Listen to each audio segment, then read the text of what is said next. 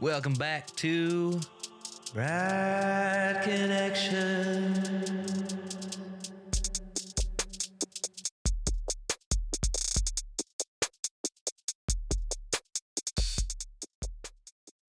Hey everyone, welcome back to another episode of Bright Connections. It's good to be here and joined for the very first time by two guests. We got a trio here, two wonderful gentlemen, two very good friends of mine. We got CMS here in the middle and FergyFerg on the bottom right. Guys, welcome in. Happy to have you. How we doing? Doing well. Early in the morning here. Yeah, it's always a time difference situation, huh? It's a two-time first for you. It's like, I guess the first time you have two guests and first time you have maybe that much of a time difference. Probably, yeah. It's first time with three different time zones going on in the same recording. Yeah, Ferg, how about you, buddy? How you doing? Yeah, doing well. Same thing on my side. Pretty early. It's not early in the morning, but when the night was, we can say that's early in the morning for me too. Yeah, it's early in the morning. It's like, yeah, what, 2:30 almost? Yeah. It's really early, guys. Yeah, CMS, he had a little trouble with the times this morning. Huh? You always forget. Yeah. We talk about it all the time, how much the time differences are. It's just something that like still doesn't click for me. For me, Fergie is in Quebec. He's not like where he is. So it's like, no, you're in Quebec time zone. You're the same time zone as BK. Yeah, and everybody else. I have to move for CMS. Yeah, just so he can get his time straight. Yeah. But actually, like I'm in New Brunswick, so it's an hour more than Quebec time zone. But I'm playing with a lot of people from Quebec, and like you said, it's the same time zone. I go to sleep 1 hour later, but I'm just living in Quebec. I was say you have to be almost used to it at this point. Just you basically feel like you're in our time zone, but 1 hour is not too bad. Like for me, being in Seattle, 3 hours is a lot. I cannot live in like Quebec time zone. I do play a lot with Quebec people, like stay in touch with my family who's still in Quebec a lot. So I know it's the 3 hours, but won't make sense to wake up at like 6 a.m. and go to bed at 9 to me. Yeah, that's true. Yep. Yeah, so in case obviously we haven't figured out, guys, we got two Quebecers here. CMS is originally from Montreal, but he's now living in Seattle. And then Fergie is, I guess, not Quebec, right? Even though I just said it, we just talked about it, but French Canadians, I guess I should say. French Canadians. Eastern, we got Eastern Canada. Yeah, exactly. Eastern Canada. And then Fergie's from New Brunswick. So we got some Canadians here with me today. Two wonderful people, like I said, two great friends that we spent a lot of time together at night playing some games, having some fun. And so we're just gonna have some more fun today in a little bit different setting, not some games, but we're gonna talk and have some ideas of what's going on in the world and fun stuff coming up. We got some good stuff coming up with hockey. That's gonna be a big topic today, some hockey talk. And but before we get to that, we had a big event. We had a big event recently. Yeah, a little bit of darkness outside. Yeah, it was crazy. So obviously we're talking about the Eclipse, guys. Something that doesn't happen too often, obviously. So it's kind of exciting. When we get the chance to see something that only comes around a handful of years, and for some people it was totality, 100%. It was like just blacked out and it was crazy. For some people it was almost there. There's a little sliver of light sneaking through. That's what it was for me. So it was only, I think, 97% totality for me. So it was still really cool, but not. I assume it's not the same as 100% totality. I don't know what you guys had on your ends for totality. I think I was in like the middle of the zone for the totality of the Eclipse. So you had 100%. Yeah, it was pretty weird. Like I'm a big astronomy guy. I love it. I did some course at the school, university, and all. And looking at it was pretty cool with glasses. Let's be clear there.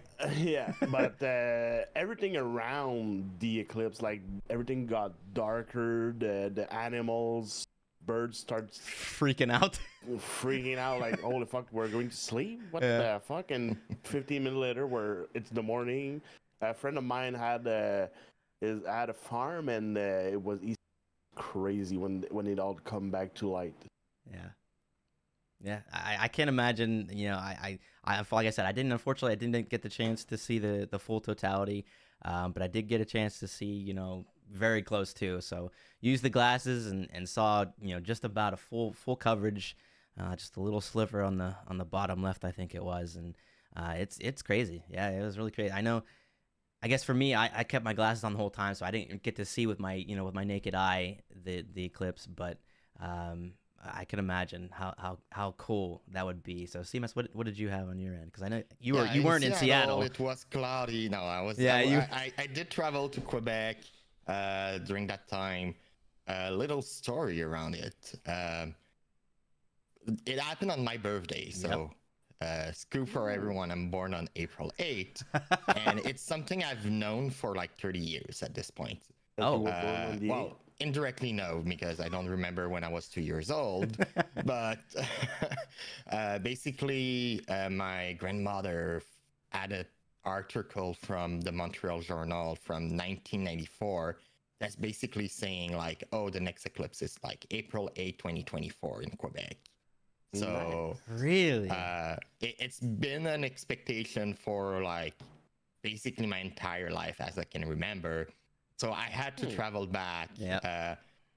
It happened like I could celebrate with my family my birthday. It's also my mom's birthday right before mine. So it's awesome. Like just bundling everything. But yeah, so I went to Quebec. Was in the northern band of the totality. So I did experience sort of like 2.5 minutes, like the total eclipse. Mm-hmm. And yeah, like Fergie said, it's hard to describe. It's just like a magical experience, if we can say. Yeah. Like same thing with the birds chiming. And actually where I was, we saw bats going out during that time for like the 2 minutes. They were flying out. But I think what was the weirdest for me is like going in the totality at some point, like maybe 20-30 minutes before, it just feel like if there was a fog, but there's no fog. Yeah. It's just like the way the light is behaving because it's like partially covered. That's what is hard to explain and really special to see. It's like I clearly see something is happening. It looks like if there was like a fire and like everything is like kind of like smoky or foggy, but you can see clear at the distance. You have no problem. So there's no smog or fog, but all the lighting looks like it. At least where I was, it was like this. Yeah. Yeah, yeah. Even for me, like I said, it was only 97% in totality, but it's still, yeah. That was the big thing you could feel just when you stepped outside, and it just felt it didn't necessarily feel like nighttime, but it like you said, it just it felt like foggy and kind of just dreary, almost like a dark, dreary day. But it still wasn't that either. Like it was such a weird feeling and a weird look, but it wasn't anything familiar, that you're used to. It just was, it was very strange, but again, really cool. I know a lot of people were kind of like really, really excited about it, and then there's some other people that were just like, yeah, whatever.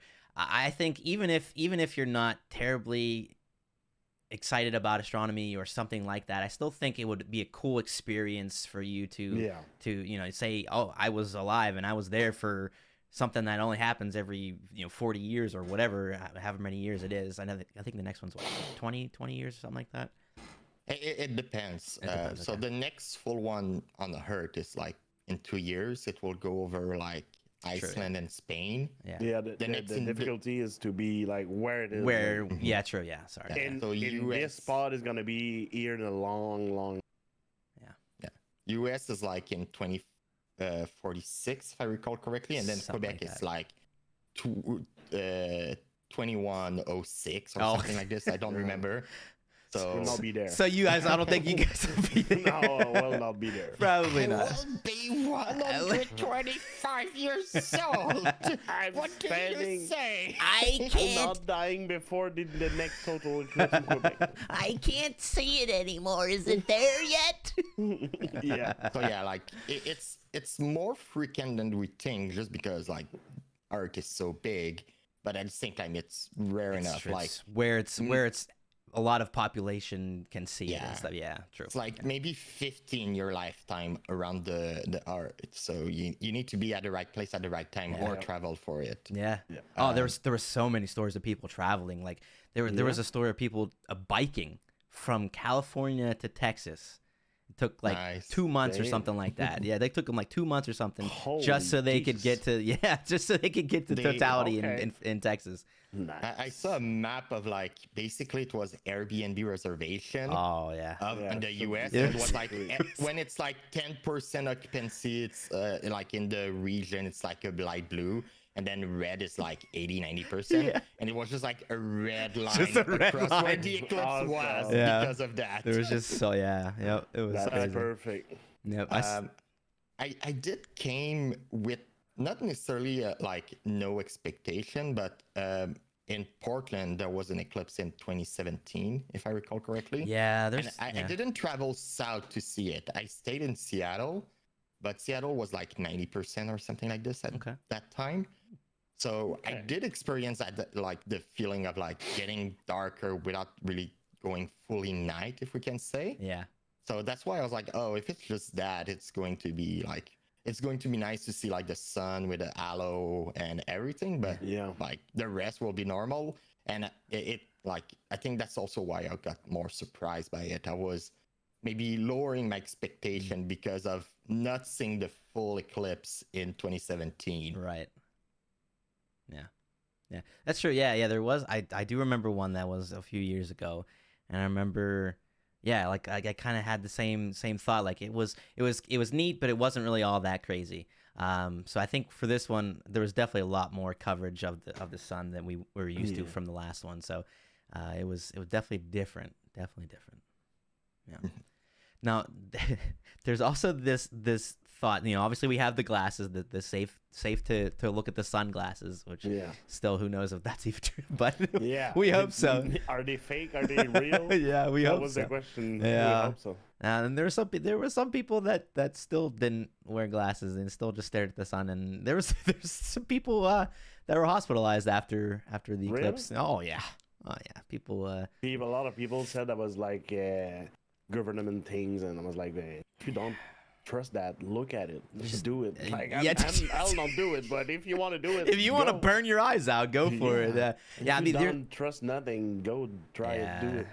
Yeah, but there was people obviously that took photos and videos with their camera too, and I read and heard that wasn't good to do either, because you burn out your lenses and your camera and your phone and everything too. So but there's also this other thought or other thing that we used to do, especially when we were like younger and kids and stuff, that you cut out the cereal box thing, and you can see it, and you look like into the cereal box, and the sun comes in like behind you as well, and you can see it. Do you guys ever do that, or what do you think of that? Wait, I heard about like a box of shoes that you can do like a small hole in it or whatever, but I never did that. I don't recall trying or looking at something like that before in my life. In the past year that everything's got boom, and like because of the social media, everybody's talking about that one more and more. Like 10 years ago, maybe 15 years ago, there was not a lot of coverage of eclipse and stuff like that. Yeah, it's true too. Yeah, now that time has passed, we've got more research on it and everything too, and different ways to look at it safely, and information on exactly when it's gonna hit and all this stuff. That's probably I guess they probably still had that information, but as far as like the totality was for 4 minutes and 33 seconds for this time period and this location and stuff like that. I don't know if we've ever had that in the past, but they likely add something. Coming back to my story, they knew it was going to happen 30 years before it happened. Yeah, maybe not the exact time, I'll give you that. But I think we understand more astronomy than maybe some other things I've heard. And like for sure the exposure is greatly improved by social media. Like if you didn't heard of it, you're living you're living under a rock. Come on. Everyone was talking about it like the weekend before. Oh, people were talking about it months before.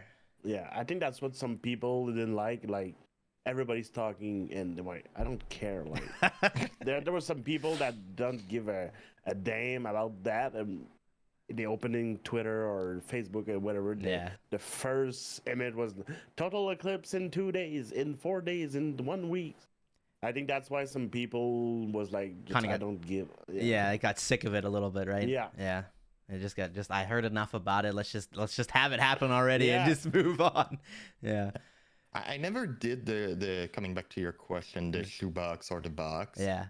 The one I did in 2017, I think it goes towards the same principle where you just take a sheet of paper and poke holes into it. Okay. And what you can do is you can actually like draw a form or a letter or write something, and through the holes you will see the light. You put it against a wall or something like this, and you see the form of the sun. And I think it's the same principle in the box. It's just the box allows you to have like more darkness. It's isolated a little bit more. Yeah.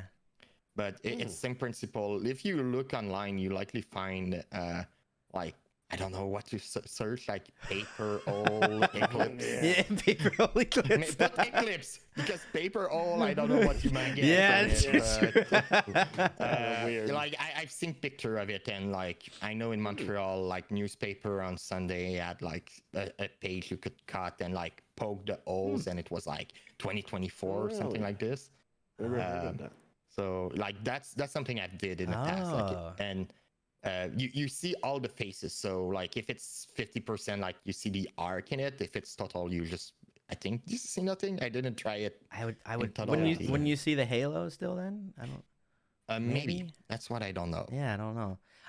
Now that you mentioned that, I do remember seeing videos, something like that. Somebody had like a video of like trees or something too. Like you could see like the leaves of the tree were real funky looking on the ground, like the shadow and everything from them. They were different. Okay. It's likely the same principle because like it basically acts as holes, like it blocks and lets some light going in. So I think I saw that too, that where like the shadows of the leaves are just funky on the ground. Yeah. See, that stuff that intrigues me even just as much as seeing the same or seeing the eclipse itself, like stuff like that, like how it affects things, like the whole concept with the weather and how the temperature dropped and the feeling and everything too. It's all the different effects as well as the actual picture of the eclipse. It's just all the stuff that was affected by it. It's cool. It's just something that you don't experience, and it's something that you could say, like I said, you could say, I was there for it, Yeah. So. People's gonna ask in years like, where were you on the April 8th, 2024? Like, I was there looking at the sun being blocked out by the moon. Yeah. Pretty cool. Yeah. So the cereal box thing, I didn't do it on the one in 2017, but I'm pretty sure I did it earlier in my life when there was another one, probably obviously partial eclipse, but it's neat. It's real small. You look through. I think what it was is you cut like I think it was a cereal box that I did it with, and you cut a rectangle, a square rectangle on one side, and then like a real small hole on the other side of the top of the box, and you look through the big hole, and you can see through the little hole, that there's the sun going through, and you can see like the outline of the eclipse and everything in the box. Something like that. It's cool. It's something different. It's not, like I said, it's not staring up at the sun itself, but it's seeing it in a different way. It's neat. Yeah, it's neat. Yeah. So yeah, eclipse was something to behold, that's for sure. It was neat. It was talked about, like we said, probably talked about a little too much, but it was something that we could get excited about. Yeah. So whether or not you were hugely into the whole effect and everything that was going on with it, or not, it was still something that was going on in a large portion of the world, and was pretty exciting. So I enjoyed it.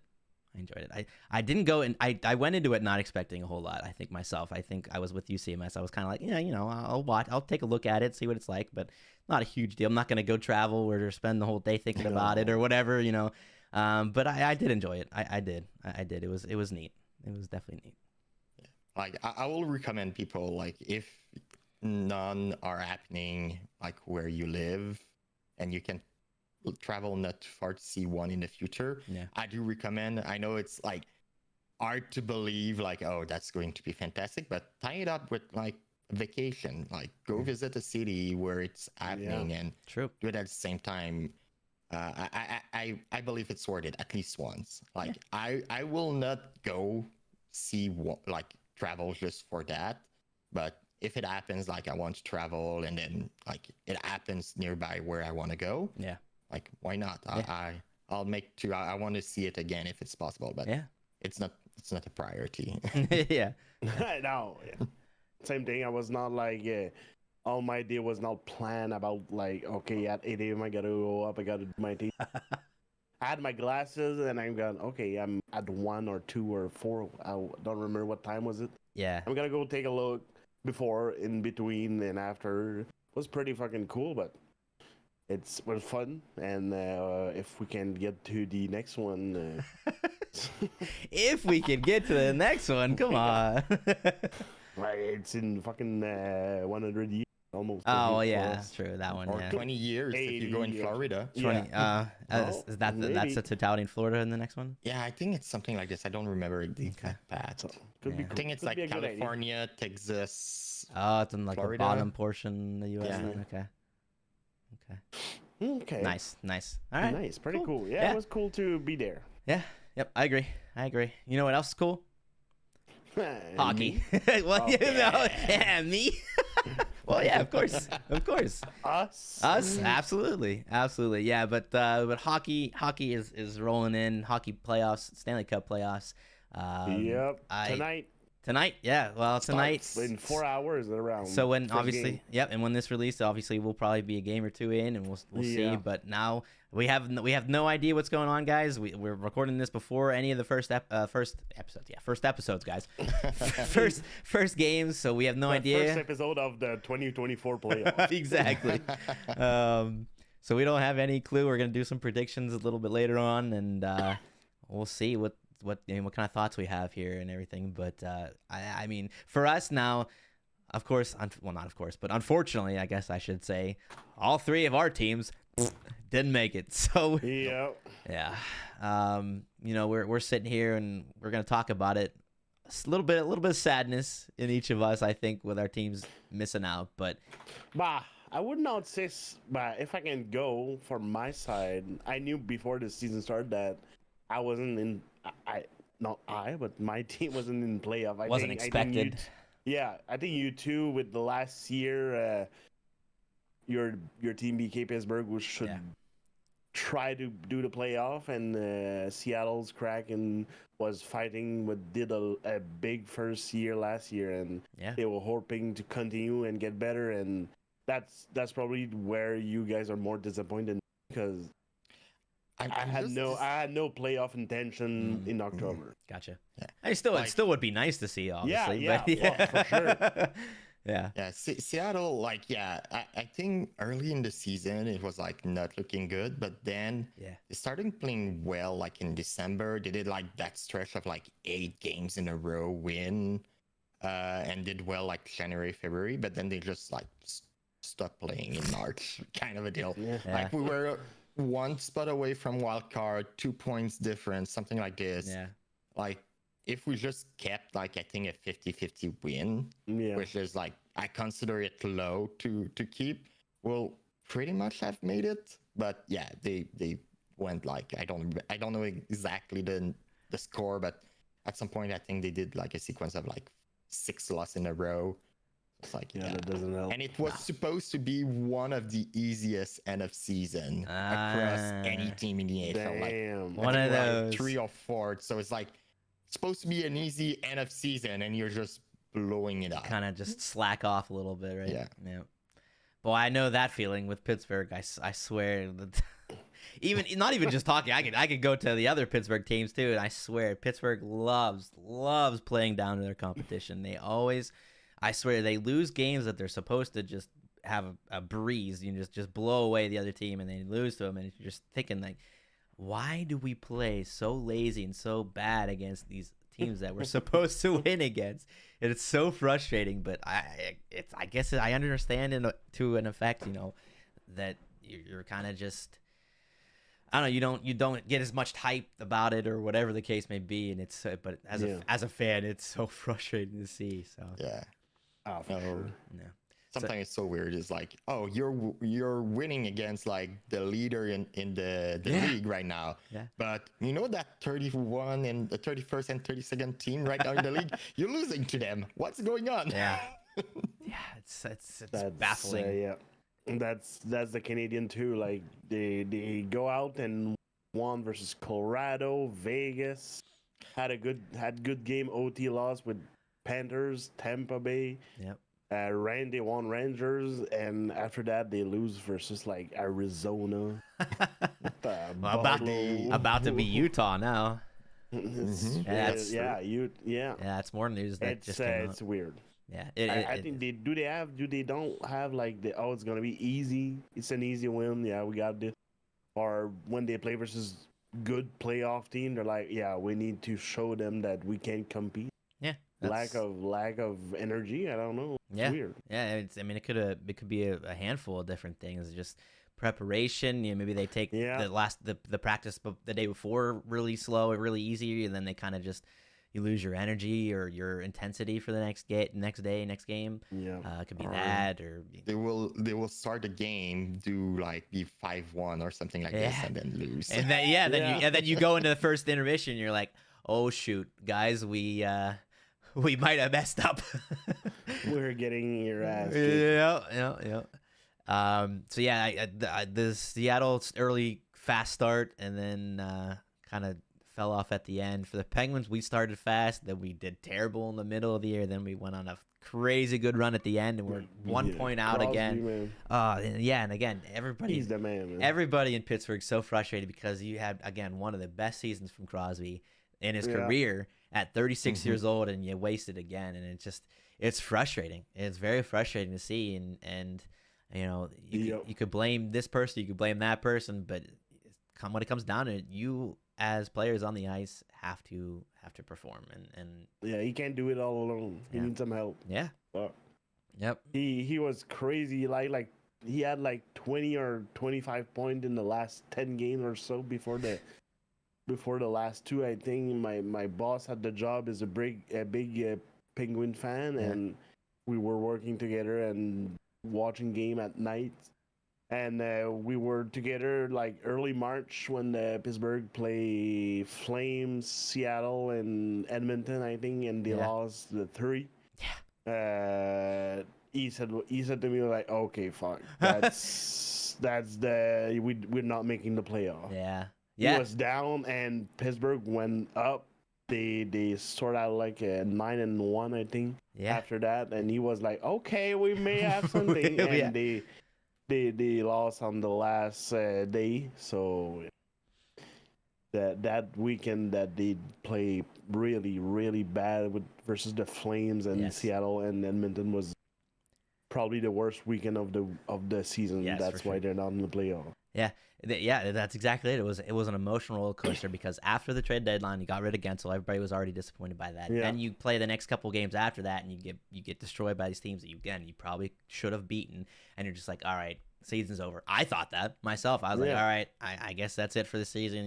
Whatever. We'll do some changes in the offseason. We'll go again next year, and then surely enough, all of a sudden something clicked. Now there was even a point actually that after the trade deadline and Jake left, Crosby looked demoralized. Like he looked just super sad. Didn't look like he didn't want to be there. He looked like he didn't want to be there. And then all of a sudden they don't want to get rid of Gwenzel.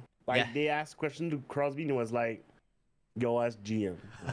It's not. I'm not the one who should answer that. Go ask Dubas. I was like, geez, okay, he's not happy about that. No, it was his buddy, and he got Gensel got along with a lot of people. They were talking. They had a story and everything. Like they grew up, or their kids grew up together. They went out and did all this stuff. They got married here. All this stuff. Awesome. And you build your life here, and it's a friend at the end of the day. Yeah. It's a game and it's a friend. So it starts like as a teammate, but you're on a daily basis with those folks. So you become family.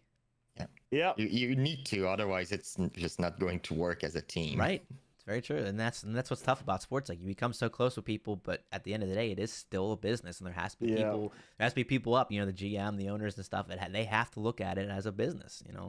And 100%. It's more and more a business with the money, with the cap. It's crazy. Yeah. Teams going at the dollar. Yeah. Close to the cap, to have the edge on the other team. It's crazy. Yeah. Yep. It is. But like we said, as you look deeper and deeper as the player, you get close to each other and you become family and stuff. So, with Guentzel leaving, you could see it in Crosby's play and his emotions and his press conferences and stuff. Like, he just didn't. Yeah. He didn't want to do anything. He just didn't want to have anything to do with it. But then for some reason, like a week or so later, all of a sudden it just switched again. And I think somebody said something about, Crosby just realized or said that, hey, listen, this isn't who I am. This isn't who I want to be. I still am devoted to this organization and this city and everything. And you could tell again, it just, the switch flipped and he was back to being himself. He just went off again. It's crazy. There's not enough you could say about Crosby. And for years now, people outside of Pittsburgh, some cities outside of Pittsburgh are just, Crosby, you guys are so into him and blah, blah, blah. He's this, whatever. There's how can you deny it at this point? It doesn't make any sense to me. I think you're hating because you're jealous. It's just, probably. It's just, you have to be like, obviously I'm biased here probably, but at the same time, it's just that the dude is, you hear stories about what he does off the ice too. And you saw him at the All-Star game taking Connor Bedard under his wing, and almost 20-year difference in age, and he's showing him the way and what he needs to do and stuff. He's all the talk about past players that played with him and stuff, and about how good of a teammate he is. He's committed to hockey, but not just playing the game, just everything that's around, and being involved in communities, and just being present for everything to make the sport grow, the community grow. It's really inspiring to see him acting, and like other players also. I'm not saying he's the only one doing that. Oh yeah. There's a lot of players, former or present players. Yeah. I won't deny that either, for sure. There's a ton of people that are top tier. Just I'm in for hockey. I want everything to do with hockey. I want to grow the game and just put a good image forward for hockey. To show what hockey can be. And I think actually, going off of that, I saw an article saying that this was the most attended or most watched season in so many years. Did you see that too, CMS? I saw the headlines. I didn't read the article. I didn't. Yeah, I saw the headline. Yeah. Clickbait. Yeah. Well, of course. But yeah, that's crazy. That's I think there's more teams. There's more like coverage everywhere. Like 5 years ago, we didn't see that hockey was translate in Punjabi, for example, and now you can have go on TV and have that channel if you want to. So that's mean that hockey is going more and more everywhere, and not only. That's pretty cool too. The women league also helped. I think helped a lot too. The NHL can help the women league, but the other way around is good too. Yeah. They play some games in Europe, and they're planning to go in Australia, I think. So, yeah, hockey's going everywhere. It's expanding. Yep. Yeah, that was something I was going to mention too with the women's league. That's a really nice addition as well. You got these women we need that. Yeah. We need that. We need a professional league for that. Yeah, and NHL has to be a big part of that to support that, because with the money and that league, I'm not sure that league can work standalone, because sadly there's not a lot of TV contract as high as price as the NHL, and fans are getting to it, but NHL has to work with them. Every market, like Montreal as a team, so Montreal could need to help. So I think it's tonight. There's a hockey game at the Bell Center for the Montreal versus Toronto, I think. Okay. So, and that game is going to be jam-packed for a PWHL league game. So that's pretty cool. Yeah, absolutely. Yeah. yeah, it's like we said, if it was one of the best seasons for the NHL in a while, they're doing something right. So Yep, they're doing something right. So playoff start officially. Yep, tonight in or 3 hours, I think the first game drop, first puck drop. Who is it? I can't remember. I haven't really looked as much Pretty at sure the it's schedule. Islanders Hurricane. Islanders Hurricanes. Okay. Let's go see. Yep. And after that, that's Tampa Bay and Florida. No, Boston and Toronto. Boston, Toronto. Boston, Toronto. That's gonna be a big showdown. Yeah. Again, Toronto and Boston. I think again, a lot of people wanted Florida Boston because of last year. The matchup again. Yeah. So. But I love the Florida battle. I love the Toronto Boston battle. Yeah. It could be. I would love to have see the Islanders versus the Rangers though. New York versus New York. Yeah, true. That would have been good too. Could be the next matchup though if Islanders and New York win. Yeah, it could. Absolutely. So it could be pretty cool. Yeah. We could add some similar in the West, like I think it's one of the first year in a long time there's that many Canadian teams. Yeah. Like, yep. 4, 5? No, 4. Four. We got Winnipeg, Edmonton, Toronto, and Vancouver. Yeah. Wow. That's pretty cool. Yep. Toronto. Canadian hockey is going better. Do we consider Toronto a team still? Or? No, everyone hates Toronto anyway, so yeah, people love to hate them. I don't think they're gonna win against Boston too. Toronto's like Nickelback. It's one of those things like you just hate them for no reason. But Nickelback is coming back. We talked about that in the last episode actually. So maybe Toronto, maybe they're finally get over their little issues. No. I would put the nickel on Nickelback before Toronto. That the best comeback goes to Nickelback. Yeah. We'll see. I in a way, I kind of root for Toronto. I'd like to see them finally break it, but at the same time, I don't. I want them to lose, to continue the tradition, I know losers every fucking year. But first round, if they make the playoffs or even like the Eastern Conference, like in the entirety of Canada, or at least the Eastern Canada is likely going to root for them, even if they hate them. Yeah, because it will be the only Eastern team. Yeah, true. But I have a hope that we at least see one Canadian team in the finals. I think so. I think it's gonna be more in the West. Yeah. Well, there's better odds. I guess. think the Cubs gonna keep in the Yeah, they split perfectly also to help that. They, like I say, they don't have any matchup against a Canadian, first round at least. Yeah. There's a lot. So you have like one matchup that's non-Canadian, and then the 3 others is Winnipeg, Vancouver, and Moncton. Yeah, Vancouver and Moncton normally should be doing good, but I think they play against, if I remember correctly, after. So Vancouver.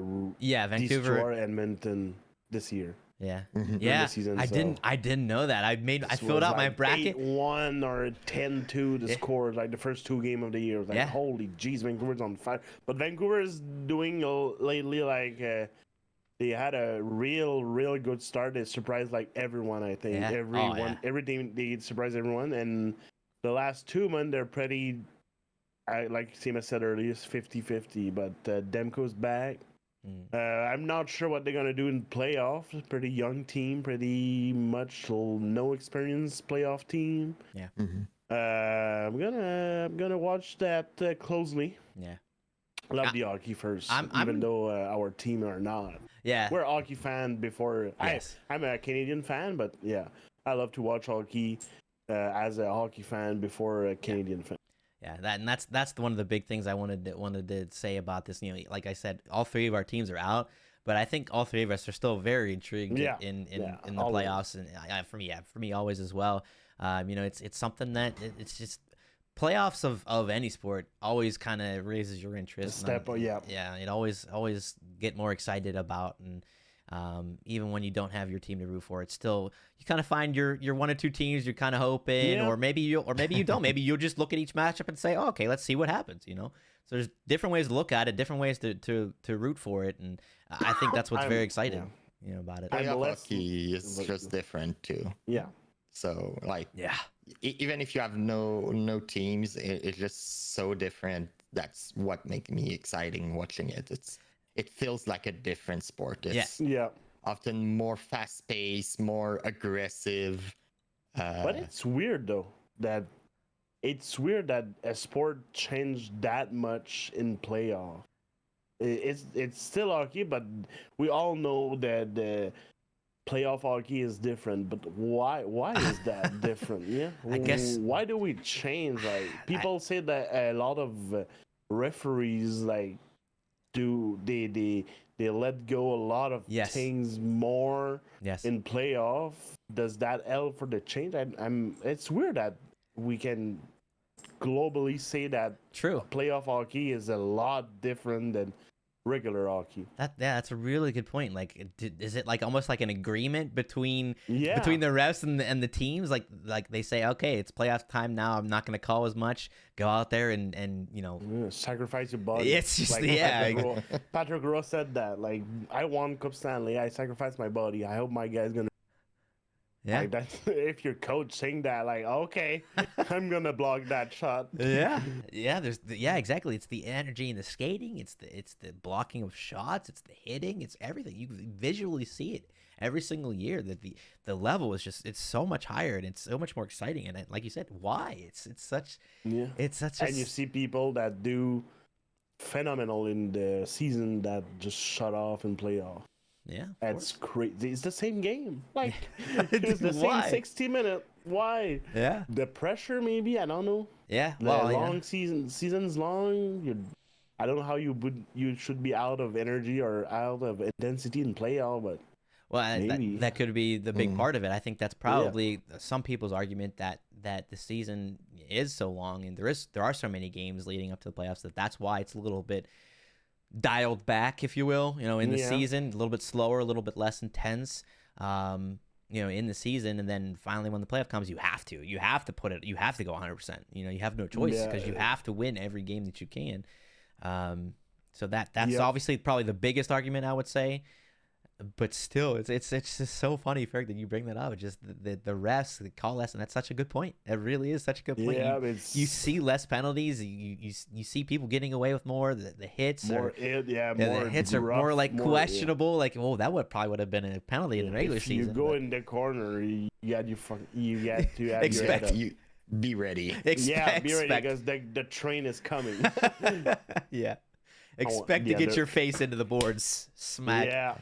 Yeah. I also think like there's some strategy in it where it's more easy to analyze when you have the same team for at least 4 games. Yeah, that's a good point too. Like basically season is like every other night is a different team. Yeah, you will still analyze, but you also try to adapt your teams, change stuff. Where playoff, you're going to put what you got. You're not going to like, I'm going to relax my top performer because it's a lower team. No, you need to win it. There's no like, I can give one game. No, you need to win it. Yeah. So I think that also is a difference in there where you put your top performer, better what to expect, and like you can adapt like the next game. You just rewatch the game and you have a better idea of what to do. Where you cannot just go like, the last 3 games were 3 different teams. They're not going to play the same way. Yeah. And each team has a way of playing. That's a good point. Yeah. You're playing the same team for 2 weeks essentially if it goes a long series, and so there's so much. There's probably so much more inside the game that we don't realize as viewers. Chirping, like chirping is probably a good mental game, or just or even you're playing. Sorry, I was gonna say like even like the matchup itself, like CMS was saying, like who you want to play on the ice like at a certain time. Like they have their defensive line, but you have your top performer. You want to try to avoid that matchup. You want to do this, you want to do that, and so there's so much that goes into it. Yeah. Yep. It's crazy. Like you said, you're playing the same team over and over. So in the season with more teams and more division and everything, you only play like your rival like 2-3 times per year. Like you can play like the Canadian can play Ottawa like 1 time in October, 1 time in December, and 1 time in March. We did that versus them 3 months ago. That's not accurate. It doesn't matter anymore. But also that player was out, so like change and everything. So in playoff, you're playing in 2 weeks, like could be 7 game in 2 weeks versus the same guy, the same defenseman in front of you that is always hitting you at the start, the blue line. So you got to find a way to change, adapt, change something quick because it's 2 weeks. You need to win. You can't lose. You can't afford to lose. Right. Yeah. It's so true. It's so true. So yeah, it's so much fun. It really is so much fun to like all this, all the insides of the game. Like even Fergie said, the chirping now, the mental game plays into it. The health, how healthy people are. People are gonna go out there even if they block a shot and almost probably break their ankle the night before. They're probably out there the next day. It's just it's insane. In the regular season, you probably wouldn't see that. They might take a couple of days off or something. Matthew Tkachuk wasn't able to tie up his skates. Yeah. And he played. That's his brother Brady that tie up his skates, and he went to play. That's crazy. That is. and we have a back problem, and we don't go to work. We wake up in the morning with staying home to in my bed because I have a headache or something, and that guy can't fucking walk. He can't even walk. He's playing. Holy, that's crazy. That's true. Even with remote work, is like, I don't feel well. I'm not going to work, but I'm going to sit at the same place doing something else. That really makes us look like really shame on us, huh? Yeah. But I guess that's a different game. That's why they get paid the big bucks too. Yeah, that's why they got the money. That's a fair point too. Like people are saying like, holy geez, they got contract. It's crazy. They made money, but look what they do. It's a weird life. Like you said, Gwen's whole family. Yeah. One day he's playing like, what was it, 10 years in Pittsburgh? Not quite, something but like long. It's probably something 7, like that. 5 or 8. 10, 7, something like that. And then the day after, boom, you got to move in Carolina. Yeah. Without, he has not like if little preparation. Yeah. If players have a trade clause, can block that, but a lot of players doesn't have. So in 2 days, boom, you're out to Carolina. You go there. Yeah. It's over in Pittsburgh.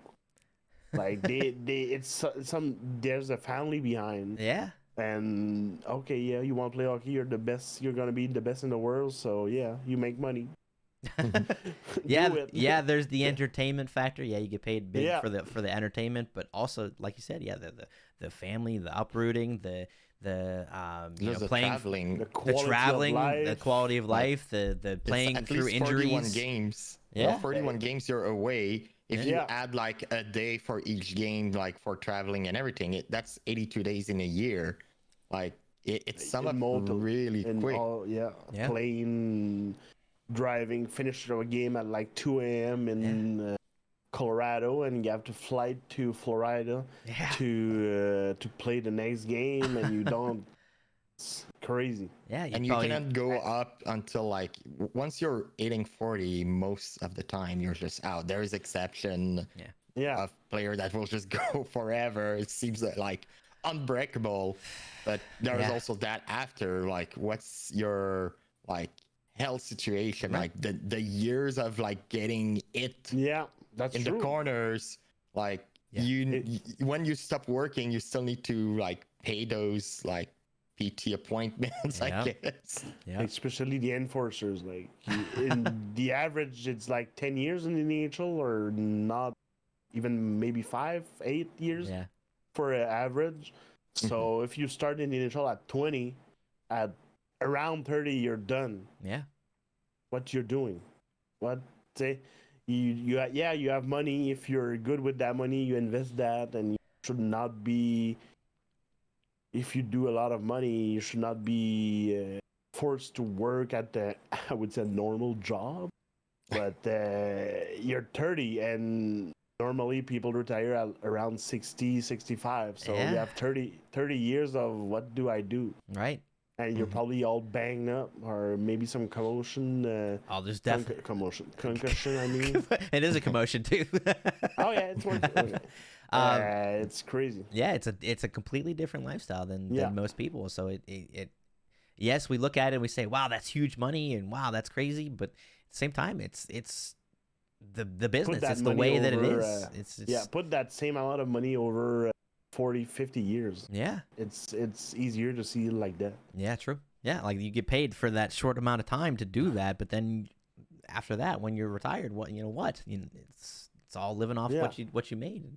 And yeah, you mentioned the concussion thing. That goes in every sport. I would have to imagine that just so many people out there just have concussion and brain injuries, or just injuries throughout their body. So you're dealing with that the rest of your life too. So it makes sense. It kind of makes sense that they're getting paid these big bucks because they have a different lifestyle. And they decided to do that, though. Yeah. But at the end of the day, a lot of doesn't have like a background, scholarship, or degree or anything. So, what do you want to do after? Like, I was a star hockey player, but that doesn't give you the opportunity to be the best financing guy or the best teacher or whatever. Right. True. So yeah. They got the money, but they playing for it. And it's not for everyone. You have to be good enough to go there. Yeah. Well, yeah, exactly. Not everybody gets paid millions of bucks. There's these guys that are just barely making the team that are getting paid $750,000 or something like that. You got to have a backup plan. Yeah. And that's a good point. Yeah, a lot of them, might not have the degree or the certifications or whatever for after. So it is, what do you do after? That's crazy. That's a good point there too. Yeah. But anyway, getting back to playoffs. So let's start looking into some of the matchups here and see what we've got. I think there's some obviously very, very intriguing matchups. Yeah, that's going to be a nice first round. Yeah, I think one or two, I would safely say that I don't think there's going to be that close, but we'll see. You never know. You never know. Exactly. That's the beauty of playoffs in any sport even, but especially in hockey. You never know. So all you got to do is get in. That's the biggest thing. All you got to do is get in, and then you go from there. So be in the Sweet 16, and after that, you never know. The Sweet 16. I like it. All right, so round one. Let's start on the East. Let's start on the East side. So we got the first matchup is Florida and Tampa Bay. Two, like Fergie said a little bit ago, intriguing matchup. The two Florida teams playing in the first round. I like that. So Florida, obviously, the big contender. They were in the final last year. So it's gonna be a tough team to beat, but Tampa Bay always around, always got some good veterans, some the playoff team. You might have a guy that's pretty good on that team that scored 170 some points or something like that. Yeah, they have a good goalie. I think. Kind of a good goalie too. They know how to win. Those top players knows how to win, and it's not the first time they're in playoff. And I will never bet against Tampa Bay. I just can't do that. Yeah. Yep. Yeah. So, what are our initial thoughts on that series? Go ahead, CMS. I want to believe Tampa Bay. I think it will surprise people. Okay. I always like matchup against like the first in the division. Yeah. Because I like to see like those upset. Like Seattle did it last year against Colorado. Yeah. So I like the element of surprise. Like we said, it's just a different hockey. And at that point, I think Tampa Bay, Florida was in the final last year, but Tampa Bay has been in the 3 finals before, and even like winning 2 of them. So they have experience. They're still a pretty good team. Yeah, exactly. Like where they ended up in the season, there can be reason for that. No. I think if you just look at the team and their experience, I think Tampa Bay should win it. Yeah, well, Vasilevsky was hurt for a good portion of this year, if I remember correctly, 2 months at least. Yeah. So they were out. They were without probably the best, arguably the best goalie in the league. For 2 months, and they still made the playoffs. If he flipped the switch like we said earlier, nothing can stop Vasilevsky, man. It's crazy. I'm a big saying of show me a good goalie in playoff, and I'll show you the winning team. And I'll probably gonna say that for every match. Nice. That's where I go every time. It starts with the goalie. Yeah. Yeah. That's a good point. You had a good goalie, you can steal a lot of games. If the other team can't score, all your team needs is one, you know? I have a team, know them, the Montreal Canadiens, that had a certain care price in the net.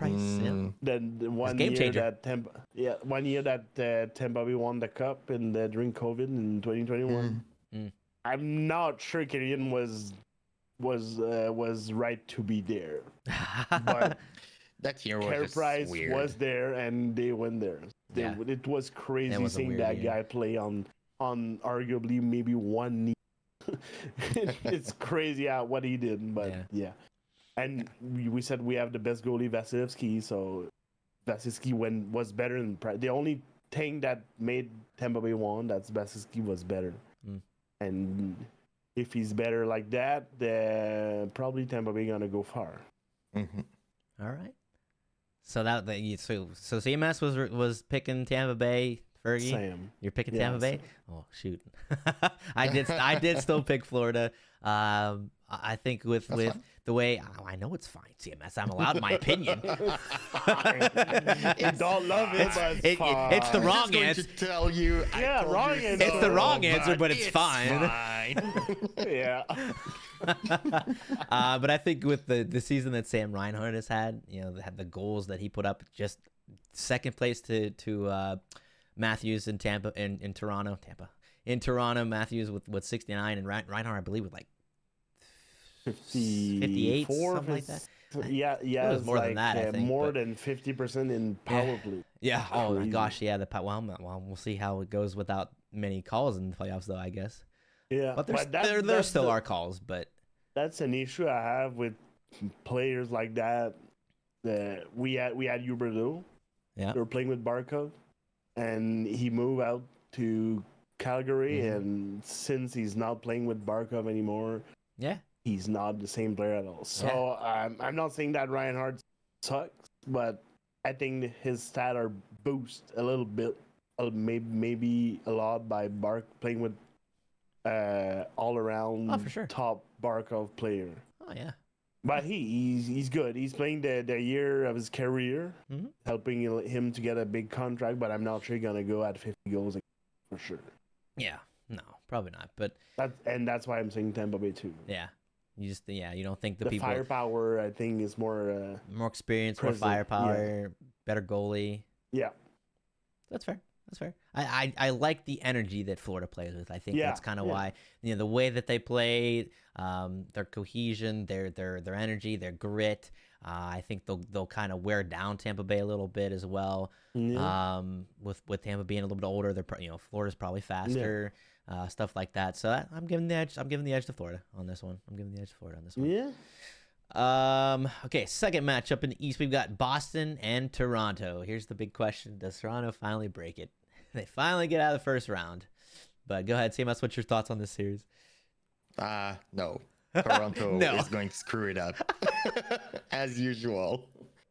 Like the emotional answer is like I will want the Canadian team to move forward, so I will say Toronto. But I put in my market Boston is going to win it. Okay. Like I think Boston is just like a better team than Toronto.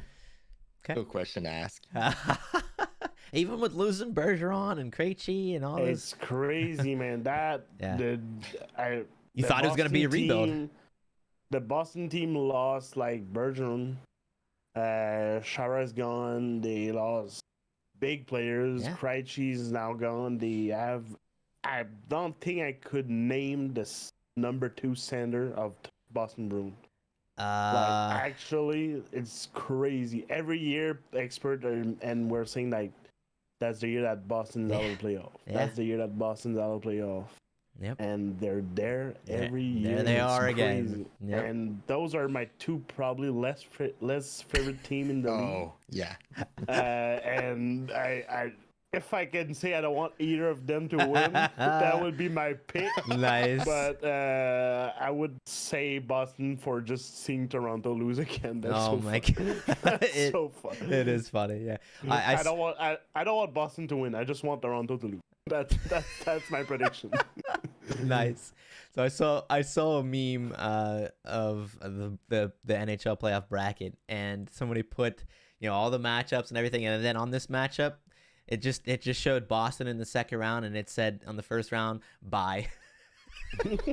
like they have a bye that week. Like they don't even have to play. They just get a free pass to the next round. So it's pretty funny. But strangely enough, I again disagree with you guys. I'm going to say Toronto. I think they finally get it out of the first round. They make it into the second round.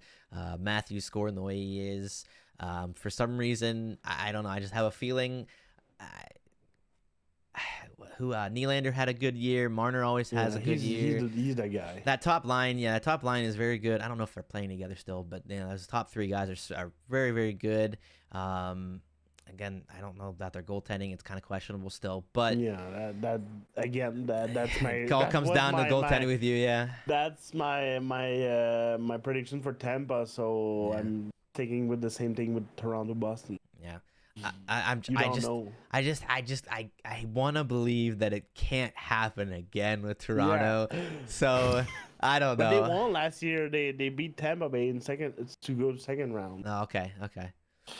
Yeah, I forgot that. But yeah, I do have Toronto moving on past Boston. So as good as Boston still was, surprisingly again this year, Toronto's a little bit younger, a little bit more skilled. It's hard to stop Matthews right now, and it's just I don't know. I have a feeling. I just have a feeling. So Toronto's my pick. Next matchup, we've got the New York Rangers versus the Washington Capitals. Go ahead, CMS. Oh, I was going to say Fergie maybe can go first. Okay, go ahead, Fergie. Yeah, go ahead. We can switch it up. For real, I'm not sure how Capital are in playoff. No, I don't think anybody knows how. Ovi had probably the worst start of his career, and he still finished with over 30 goals. That's probably the part why they're there. Yeah. And I can't bet versus Rangers. Like they're packed in every position. They have Laffy that's playing second line that's doing a crazy season. Yep.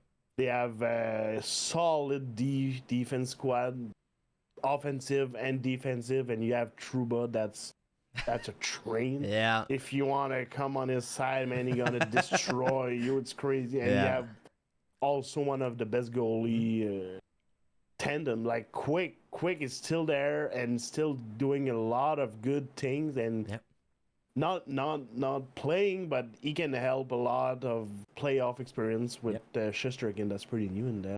Yep. And the offense with Panarin, with Zibanejad, Kreider. Kreider is probably one of my favorite playoff guy. Yeah. He will play like a crazy man, and I don't think no one can stop that Rangers team. No, this was one of the easier matchups for me for sure. For me, I originally was thinking a sweep, but I think I'll give Washington they'll squeeze one out. So I said 5. Yeah, probably Ovi the Ovi touch gonna make a goal something. Or two. So. Yeah, goal or two, maybe we'll squeeze one out. But on paper, this one just looks like such a terrible mismatch. But again, you never know with playoffs. They still did the playoff. Yeah. Yep. You know, you just never know. Yeah, that wild card 2 spot in the East. That how late, the very last game of the year, 4 teams could have made it. It's just, yes, it's exciting to make it, but at the same time, it's like you were just barely making it in, and you're against the best team in the league points wise. It's just it's a tough matchup to root against the Rangers. They are. Yeah, Rangers are a fucking machine. Yeah, they are very good from top to bottom, like you said. All facets of the game. It's just, and you still have that good goalie, like which you keep leaning on Ferg. They got that really really good goalie. So New York is my pick for this matchup. CMS. Although I will want to see the Capital wins, I think just Ranger has too much on the numbers to make it a fair game, as you both said. I just have fandom with Ovechkin. I just want to see him win. So that's the only reason I want to see the Capital go forward. But I'm like, he by himself cannot do. They might have player that will show up, but I think Rangers, you could do the same call. They already showed up. True. Yeah. If other players just decide to be more serious and like play their best, it's not going to be a fair game, indeed. Yeah. Yep. Stranger things have happened, but it seems too crazy to think that Washington's going to get 4 games in that series. Yeah, I don't see how that happening. No, and it almost seemed could. like absolutely could, absolutely could. We could be dead wrong here, but yeah. So, but just with the Capitals, it almost seemed like they were even like calling it. They traded big names and almost seemed like they were calling it a dead season and planning to rebuild, and then here they are squeezing in. So stranger things have happened, but. Yep, I think that's imagine Lindgren. Lindgren is the goalie that brought Charlie Lindgren. Yeah, right. He did a good job in the season, but there's no way that he's gonna out. Such an unknown name, and exactly. Yep. He's a lefty, by the way. Is he? That's rare. He's probably the only one in the NHL right now. Could be. Yeah, could be. All right. And last matchup in the East is Carolina versus New York Islanders. Who wants this one? You want to go, CMS? My analysis on that one was really more for I like to mix all style of like when I'm doing brackets, style of like logical, emotional, and just like that will be funny. So I put the Islander, so it's a New York versus New York in second round. Okay. Yeah. Okay. I think like it will be closer. I think Carolina has been able to show up this season. I mean, they won second in the Metropolitan Division. Yep. But again, playoff hockey is different, and everything can happen. It's teams that I follow a bit less, so I'm just less familiar with them. But I think Islander can do it, and it will be funny to see New York Rangers versus Islanders. Yeah. Nice. Okay. All right. I would say that you said something that's explaining that series for me. Playoff hockey is different.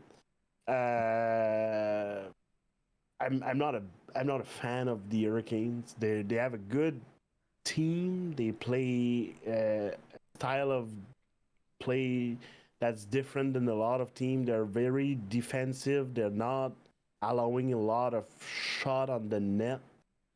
But that team in playoffs seems like to not work together. I don't know how. And they have goalies issues. And they brought Anderson. He's doing well, but he's injured. Kyochekov is doing a great job, but yeah. I would have to go with the new Patrick Roy and the Islanders. Same thing. I'm more of a fan of Sorokin. The goalie matchup. And I would probably jump in front of a train for that coach. I would say looking at Patrick Roy coaching behind that bench, since he's behind that bench, they were out of the playoff and they made the playoff. True. And they were not the last one wild card. They made in the Metro. So there's something magic with that coach that I think people want to stop a bullet for him. So I think the Islanders gonna pass through the not so Hurricane. Hurricane for me is not a playoff team. Interesting. Okay. I believe I heard that the favorites actually are the Hurricanes as far as betting odds. They were the favorites. I do like Carolina actually a little bit. I guess a little bit more than you guys. It seems like neither you guys like Carolina too much. I do like Carolina. I have since they kind of started coming up.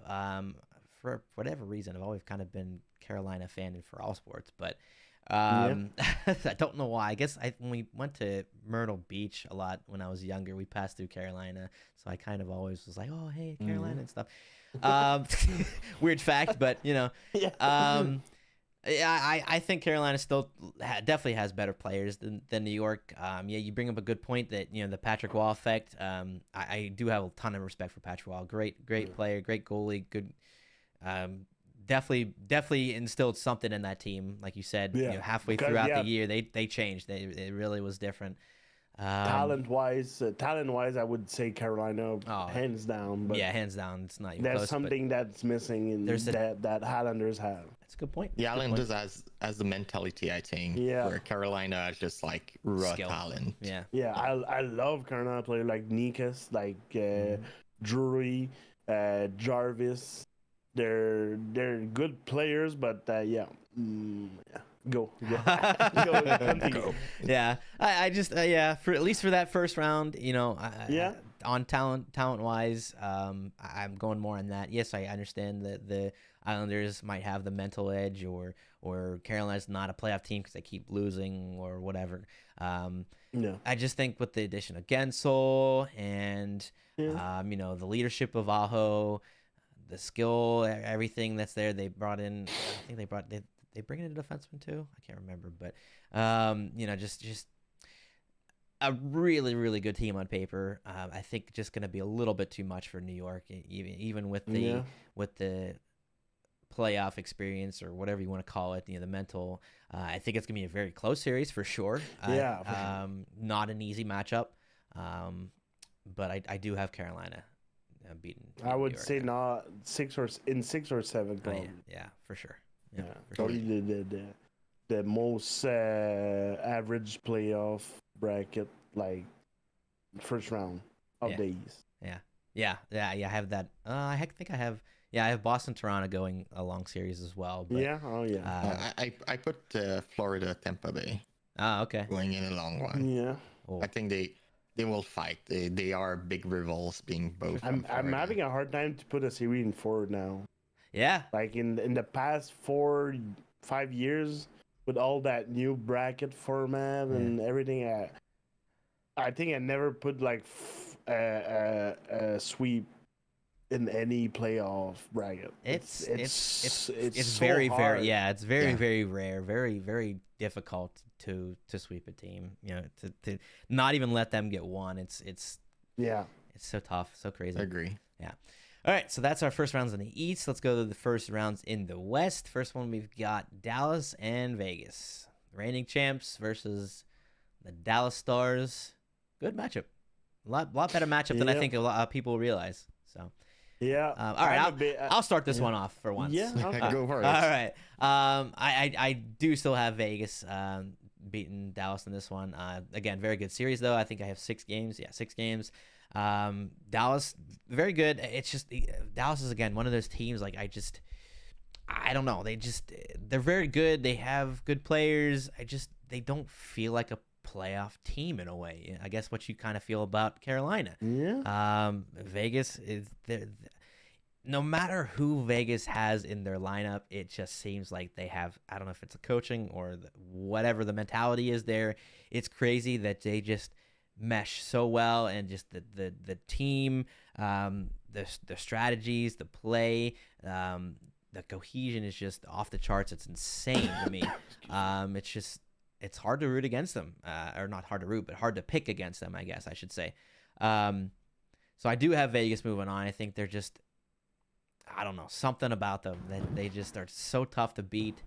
They still have skill. They still have top end. They still have good goaltending. It's just the way that they play. It's just, I don't know. It's a good system, I guess, is what I'm looking to try to say. Really good system in Vegas. The way that they do things, it seems to work. It just seems to work. So I have Vegas. I can go. Repeat of the Western Conference last year. Yeah. And I think I do hope Vegas goes. There was a bit of emotion in that because Dallas did eliminate Seattle last year. Oh. So this year I was just like, screw Dallas. But yeah, there's just something with Vegas, and I also have like preference with Vegas just because they are a New York team. I want to see them do well. Yeah. So yeah. Yeah. Like this is another one like just like emotional, non-logical. Yeah. I'll go for Vegas, and I believe we'll see it later. I think Vegas might go far, but also could be surprised. Foreshadowing. You mentioned that with the newer team, it's crazy the success that the expansion teams have had lately. Like in the past, expansion teams, they stunk. They were terrible when they first came in the league. But the way they changed things, and with the expansion draft and stuff now, with these expansion teams, Vegas, Seattle, the success that they had early on, like right away, it's crazy. But also pretty cool. I like it. I'm a fan of it. I have no issue with it. I know a lot of people say they should have to earn their way or fight their way to be successful. Maybe they have still. Just because they're successful right away doesn't mean they were gifted anything.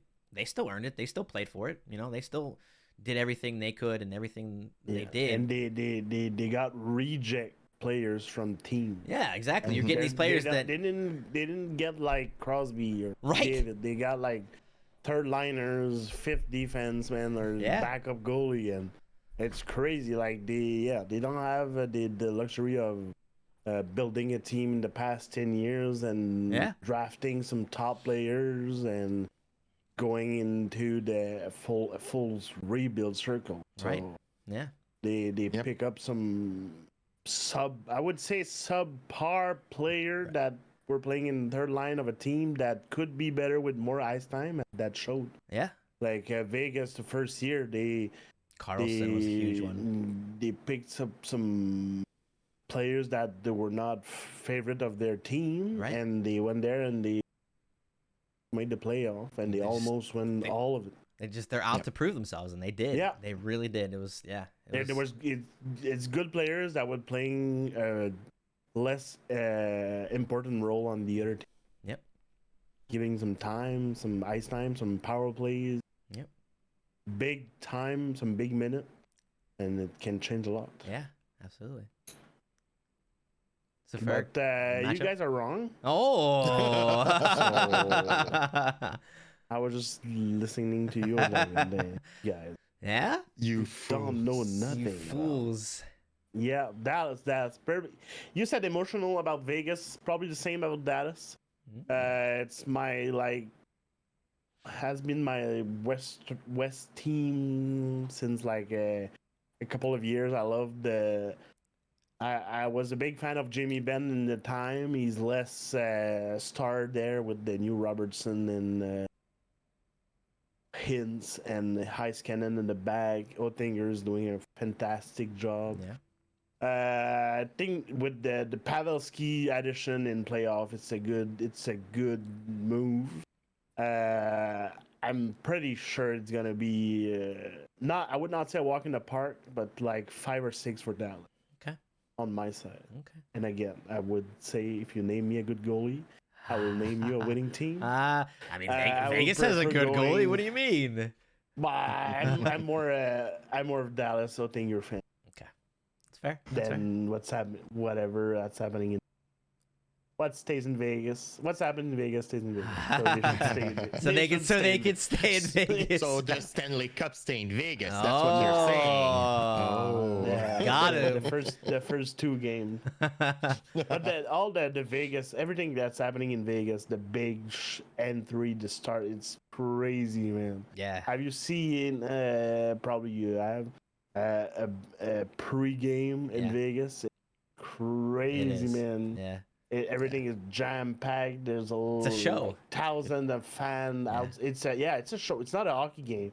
Everything is in Vegas is a show, and that's a show. It's fucking crazy. Yeah, like in the intermission and everything, it's just a show. It's a constant show. They never stop. There's always something going on. It's Vegas. Yeah.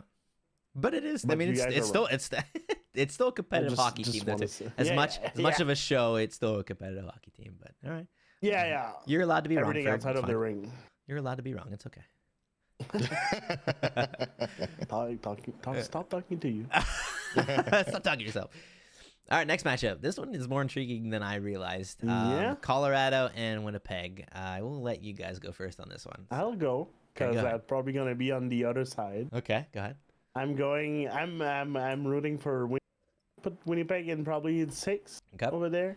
I'm not saying that the Colorado McKinnon group is not good enough, but the offense of Winnipeg is not it's not the same popularity than McKinnon gets because they're more.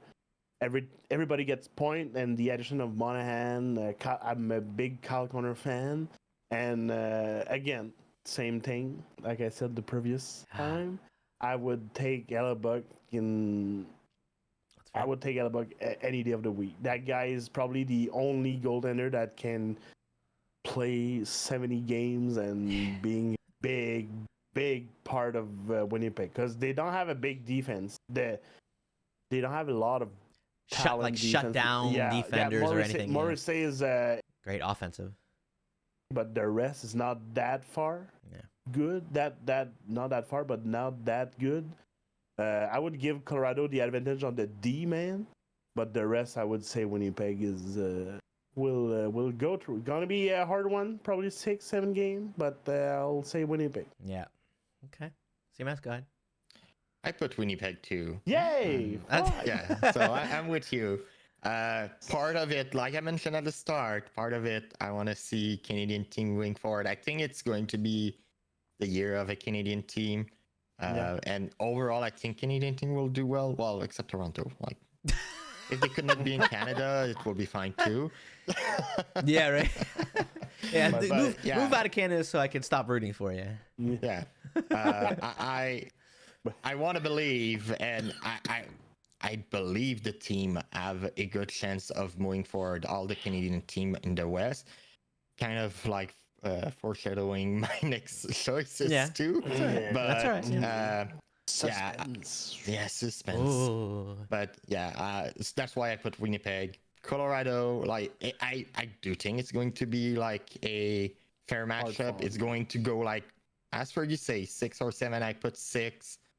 But yeah, Winnipeg for being a Canadian team. Okay. All right. I screwed up on my pick. It's not too late to change. It's not too late to change. I put Colorado, and I put Colorado in 4. Holy gee. Okay. I put Colorado as a sweep here, and then maybe an hour or two later, I was watching SportsCenter or something, and I heard them say that Winnipeg swept the season series, and it was like a blowout every game. I was like, oh shit. What did I do? I do still think that Colorado will win the series, but I wish if I could change I might still change it actually now, but imagine you change it and it really really do sweep. But that would be crazy. I still will go with Colorado. Just the McKinnon, you say they get more notoriety. They're it's hard to stop. The dude's so good. He's Makar is just best defenseman by far. Yes, their goaltending is nowhere near what Hellebuck is, but very, very good team. I just think it's kind of time for McKinnon and his group to make a nice run.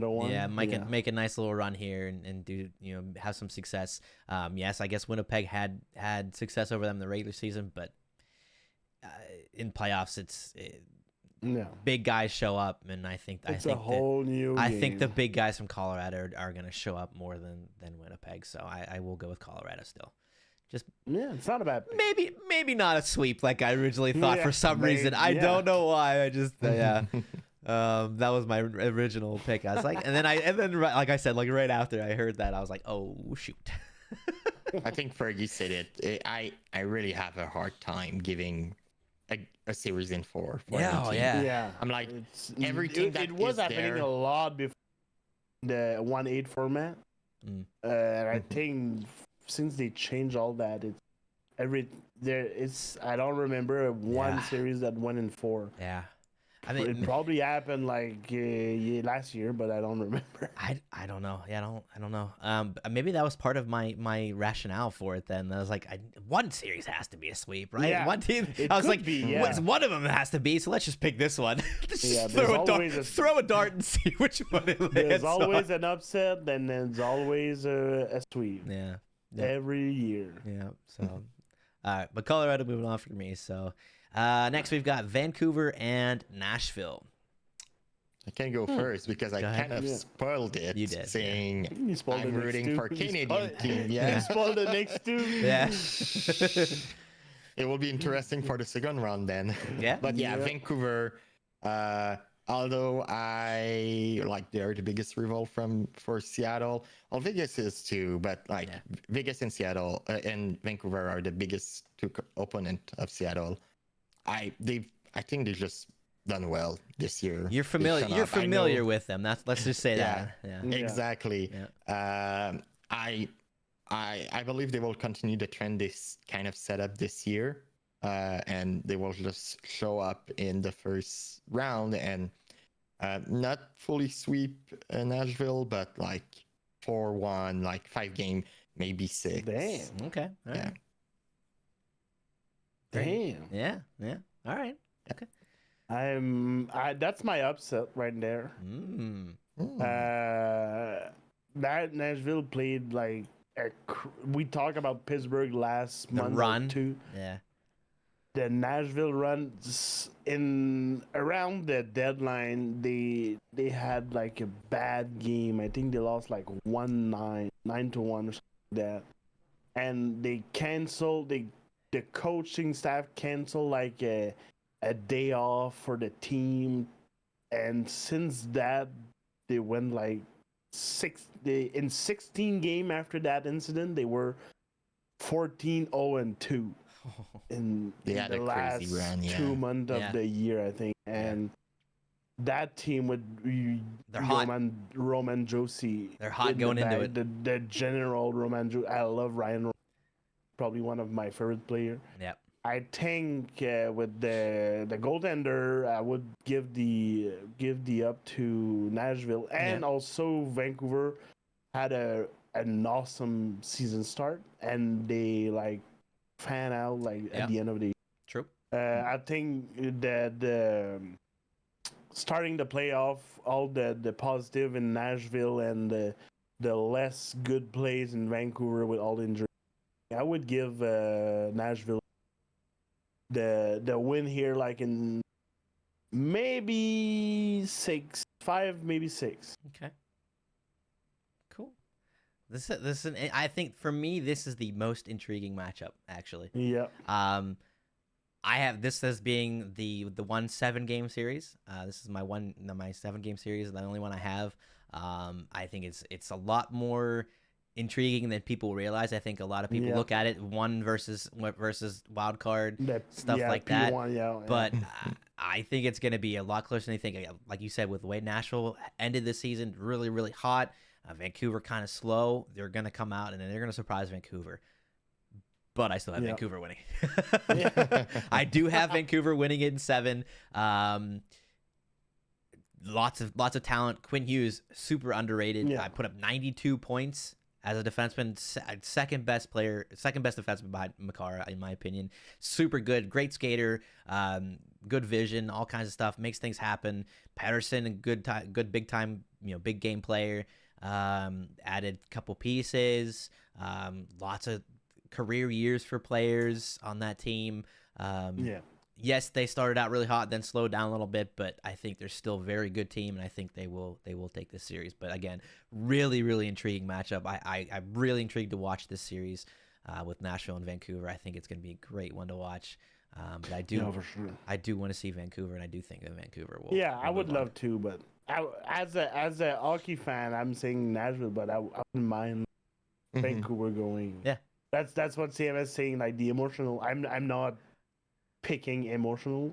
I would say, but I wouldn't mind that Vancouver. Yeah. So I'm betting for Nashville, but it's a win-win for me. Yeah. if my team can win or the Canadian. Yeah. No.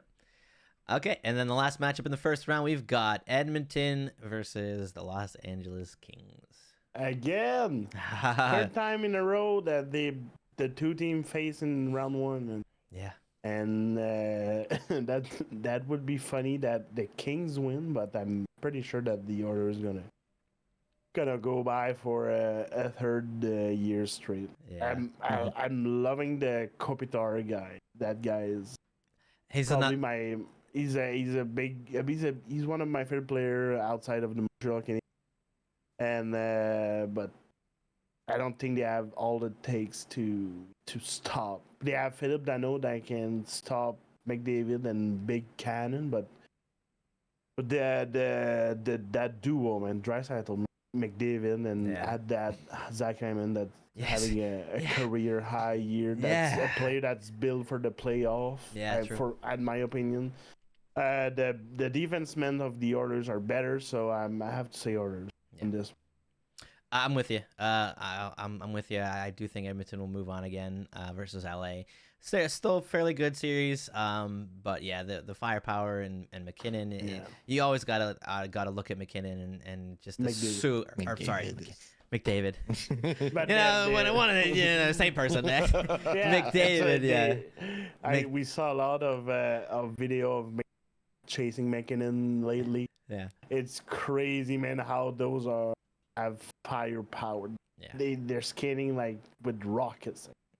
I would say it's crazy, but McDavid. McDavid. Yeah, you always got to assume that he's going to, just pop off and just do some crazy stuff. So yeah, they might be able to shut him down for a little while, or slow him, and a game or two, in the game or two or something. But there's too much there for LA, I think.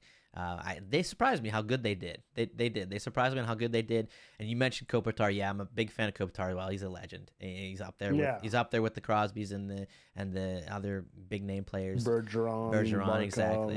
Yeah, he's up there with them as just one of the greatest in the last handful of years. Two-way, exactly. But yeah, Edmonton, a little bit too much for them. So I have Edmonton moving on there. Same. Awesome. I have Mountain. Same. That's it. I don't know. Same.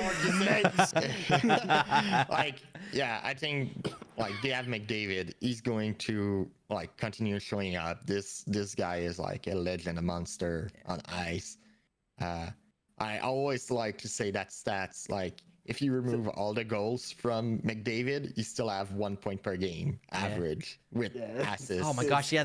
What was the run he did in the middle of the season where he had 30 games with no goals, but he had 50 assists. Yeah, in those games. The first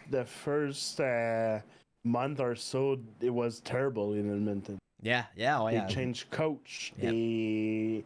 And the coaching change made them go crazy. Yeah, because they were worse than they were tied with San Jose at some point, and they got beat by San Jose. I think it was the first win of San Jose of the year, and that's where the switch flipped. And Draisaitl, we were talking about McDavid a lot, but that Draisaitl buddy, man, he's a beast in playoff. He had some 16 goal in 13 game last year.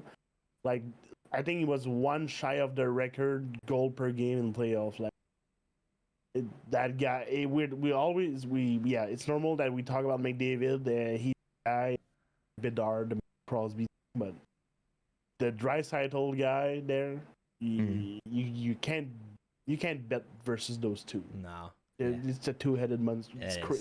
Those two in play. If you're looking hockey, and you see orders in overtime, those two guys, man, it's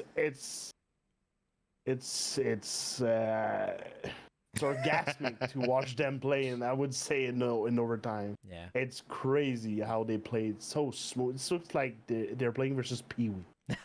It's crazy. Doing circles around people. Yeah. Oilers. I think we all agreed. That's the only matchup that I'm not talking about the goaltenders because they both suck. I would say the less bad is the Oilers, but that will not make the difference. We'll see, because Skinner had some really bad times this year, and then some really good times. So we'll see which one shows up. Cam Talbot can do something crazy. Same, he started out really well, then did really bad after. That's the only matchup that I'm not. There's no clear advantage of the goal. Nope. That's true. All right. Now we're moving on to the second round. We kind of that's gonna be. We put our insight on kind of what we think of each team. So let's kind of maybe go through this a little bit faster here on what's gonna happen in these next rounds. So in the East, we've got Florida versus.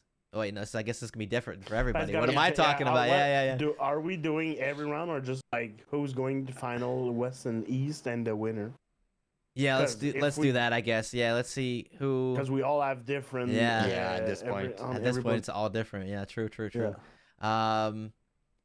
Yeah. So who's gonna win East and West? Yeah. Who's gonna win each conference? Our pick, and then we'll do that. Okay. So for my conference winner in the East, I have the New York Rangers. I have the New York Rangers winning it. They passed through Carolina and then Toronto on my bracket. Yeah, I have Toronto in the conference final actually. Yeah. So I have the New York Rangers moving on to the final. The heck of a year that they had. Lots of good pieces. Good goaltending. I think it's gonna be a good year for them. A good run for them. Put aside the whole President's Trophy winning curse and stuff like that. I think that they will prove that they were meant to be where they are, as the number 1 seed. I think they have a good run. They make it to the final in the East. So yeah, I would go. It's pretty. I would say Tampa Bay. Oh, okay. Over Boston, over beating the Rangers in the conference final. So my pick would be Tampa Bay with the Vasilevsky Vezina playoff. So Tampa Bay will be in the final. Oh, okay. So Vasilevsky carrying again for you, huh? Yeah. All right. That's not first I said that. No. My final is basically those two teams, so Tampa versus Rangers. Damn. There you go. But I made the Rangers go forward. I think Tampa Bay will have kind of, but not necessarily the luck, but they will do well. They will show maybe we're wild card 1, but we'll go further than that. But then eventually reach Rangers, and Rangers will likely win on them. Okay. Nice. Yeah, that's So you guys have 2v1. You guys have 2v1 with the when we both picked the Rangers. That's pretty good. The two picks of the Rangers going on. You guys were really high on Tampa though. I unfortunately had them lose in the first round, so we'll see. That's the big difference. It's a big difference there on our brackets. That's for sure. Yeah. Okay, then in the West, in the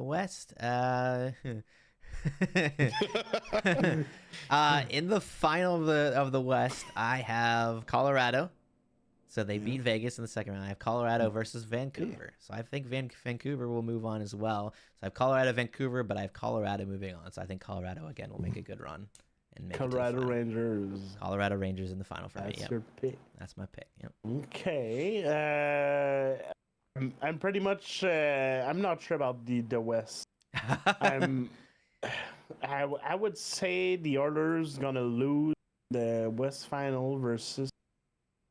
I will say Dallas. That's gonna beat Winnipeg. So Dallas versus Tampa Bay again. Okay. Yeah, that should be my matchup. Okay.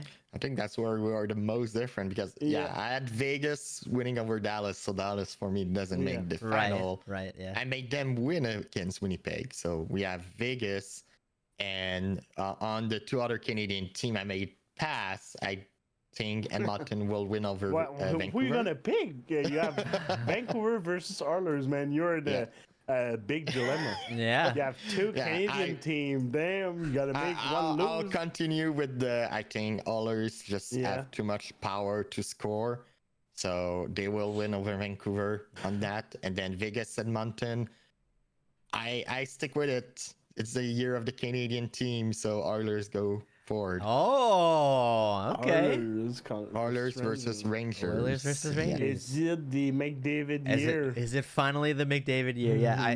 I heard the other day, Gretzky, and there was an interview with Gretzky and McDavid, and is there a kind of a thing there, that yes, McDavid is so good and he's gonna be a legend, but is he gonna be one of the greatest ever if he doesn't win the Stanley Cup? And Gretzky said, and Gretzky did say to him, he did say, it's gonna happen. One way or another, it's gonna happen. McDavid's just like too Ovechkin. good. He's just too good. Yeah. So is this the year then? It's only a question of time. Yeah. Yep. So CMS has him in the final. So this might be the year. Today. Maybe it's this year. Might be the year. All right. So I have Colorado Rangers. CMS has Edmonton Rangers, and then Fergie has Dallas. Tampa Bay Dallas. I'm the odd man out. It's definitely different. Definitely different. But hey, love it. Yeah, I agree. I love it. It's always every time I do a hockey pool or something, I'm always the left field pick guy. And if it's good, I'm the one getting the flowers, and because it's a crazy pick, and everybody's like, holy shit, okay. Yeah. And I'm sticking to it every time. But that's how it goes in the playoffs. Yeah. You have your maybe obvious pick, but yeah, it's not always the way to be. I won one playoff pool 1 year. The year that the first year Tampa Bay went for the playoff run, and they get swept by Columbus Blue Jacket. Mm. And I was the only one that did not pick Tampa Bay, and I won that playoff pool, and everybody was like, "How?" I was like, "Dude, I was not feeling Tampa Bay at all." No. There were too much cockiness in that lineup. Mm. They win everything in the year. First year of playoff, no experience. Was like they're not getting past first round. Yeah, and that's happened. Yeah, playoff hockey. It's a whole new game. Yep, new season. Yeah, like we said, the earlier. Yep. I think a lot. All right, so then all comes down to this. What do we have for the winner? I'm picking Dallas. Dallas is gonna win versus my Tampa Bay. So yeah, Dallas. Pavelski's gonna cup before retiring. Dallas player. Nice. Are gonna win. Pavelski is one of those people that I have no problem rooting for. I've always had a lot of respect for. We're talking about all the McDavid, McKinnon, Matthews, but Pavelski in playoffs, man. Yeah. True. How that guy is still he's a Crosby-like player in play. Yeah. It's crazy how intense, and I think that the last year they got eliminated by Vegas. I don't remember. Can't say. And he made like 4 goals in the last. He got suspended like game 2 or 3. And he came back game 4 or game 5, and he made 4 goals, and they still lost 5-4 to Vegas to get eliminated. I'm pretty sure that's what's happened. Yeah, I remember something like that. Yeah. How can you blow that? Yeah, how can you make 4 goals and not win? Like, yeah. What do you say in the room after the game? Nobody can say it's your fault when you did 4 fucking goals. Yeah. You just say nothing. Yeah. Shower and get out. Get out of team, help me. Yeah. Help me, teammate. Right. So that is for me. Okay. CMS? I have the Oilers. No surprise. What? It's McDavid's year. For CMS. Yeah, I believe it. It's go. If it's not the Oilers, it means like Vancouver managed to pass through or something like this, in my opinion. Yeah. But I believe a Canadian team wins.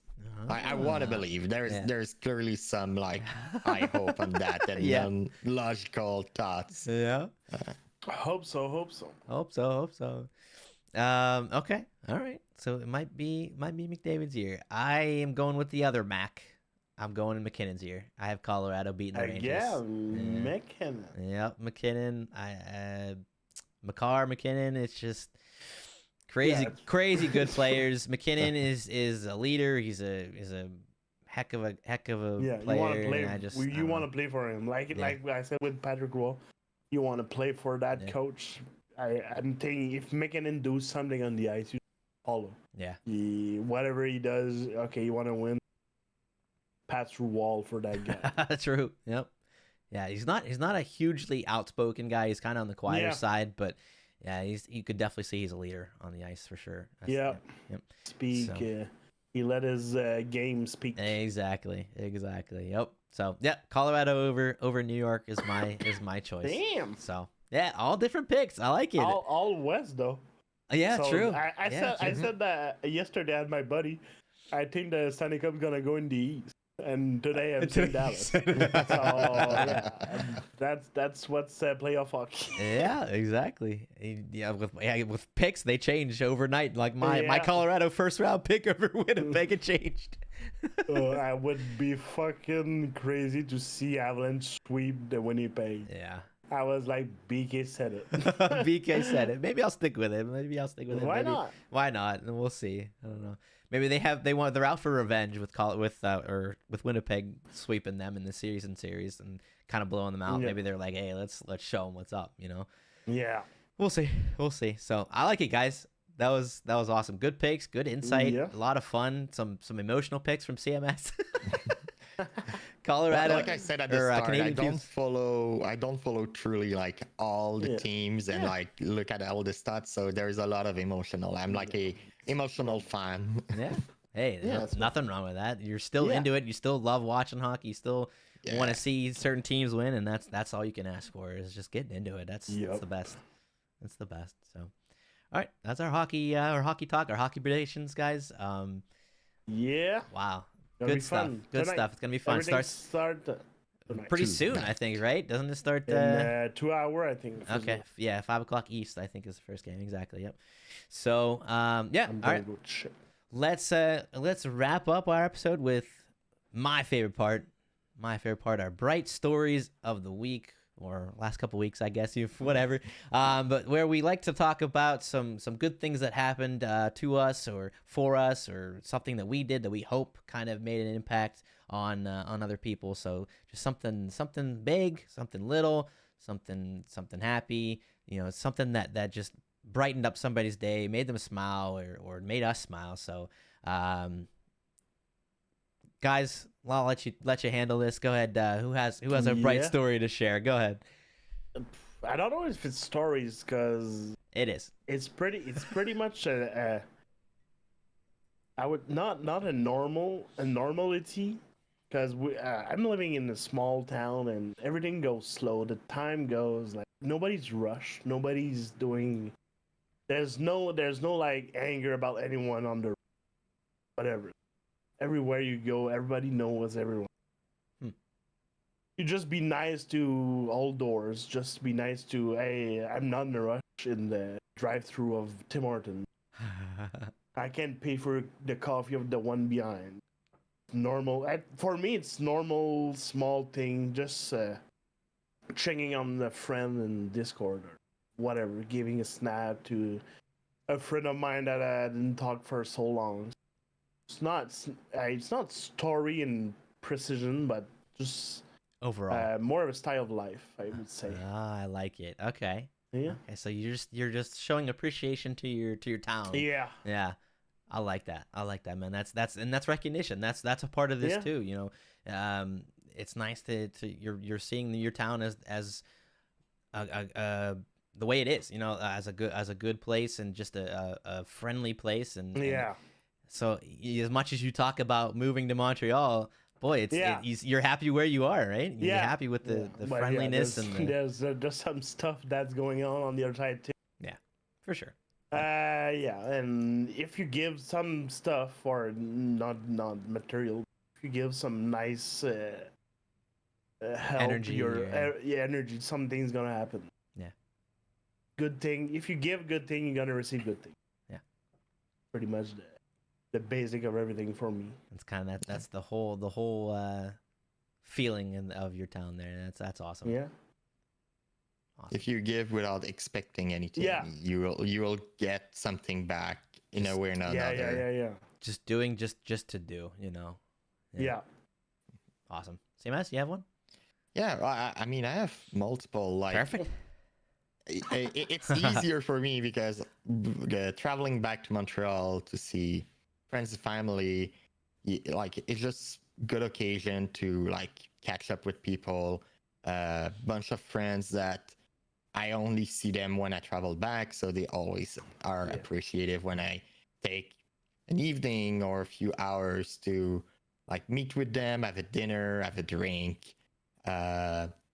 and I had a lot of opportunities to do that in the last visit I did. Often also like when traveling, you will always, I don't know, maybe it's just me, and when I'm playing, there's always that one person that like will have struggled putting the luggage upstairs. And True. like will always help. Maybe small selfish, like trying to get things moving a bit faster because you're stuck behind, but also just like you see the person struggling. Sometimes they pack the baggage, or it's like somebody that's just a bit weaker in strength, so I'm like, yeah, like let me help you, and just put it there. So things like this, and bringing back some small gift from Quebec and my friends here that not being able to visit that often. I'm like, hey, here's like really good chocolate from Quebec that I know you like. Some cheese curds or like this Quebec. No cheese curds this time, but I flew back to Vancouver, like Canada, Vancouver, and drove back down with a friend that was traveling back at the same day, and we stopped at Tim Horton and then like got Timbits and share it with some friends here, because that's also, you don't like, it's not that far, but it's still like 3 hour ride to get some Timbits.